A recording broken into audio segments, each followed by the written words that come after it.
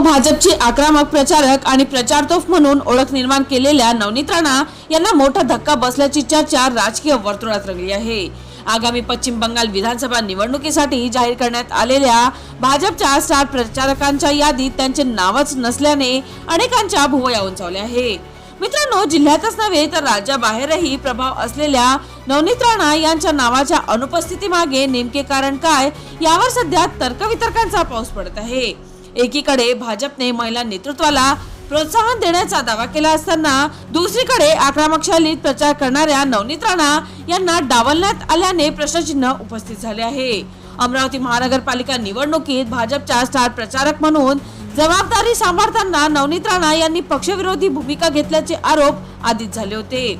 विशेष म्हणजे रवी राणा यांच्या युवा स्वाभिमान पक्षासाठी अधिक सक्रिय प्रचार केल्याचा फटका आता त्यांना बसत असल्याची जोरदार चर्चा आहे।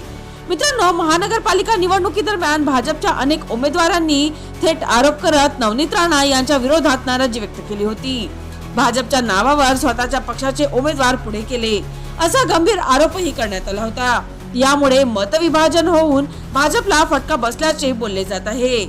दरम्यान मित्रांनो, युवा स्वाभिमान पक्षाने 3 वरून तब्बल 15 नगरसेवकांपर्यंत झेप घेतल्याने भाजपच्या गणितात बिघाड झाल्याचे स्पष्ट दिसून आले। या पार्श्वभूमीवर नवनीत राणा यांच्यावरची नाराजी वाढत गेली का असा सवाल आता उपस्थित केला जात आहे।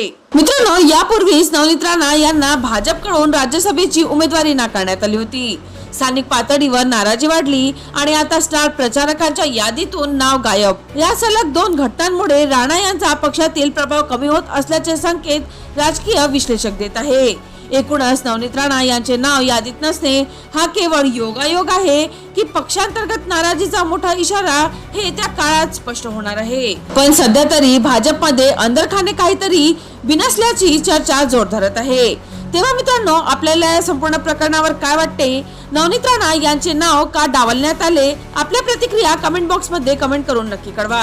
चला तर मित्रांनो, पुन्हा भेटूया नवीन बातमीसह। तोपर्यंत पाहत रहा अमरावती सिटी न्यूज।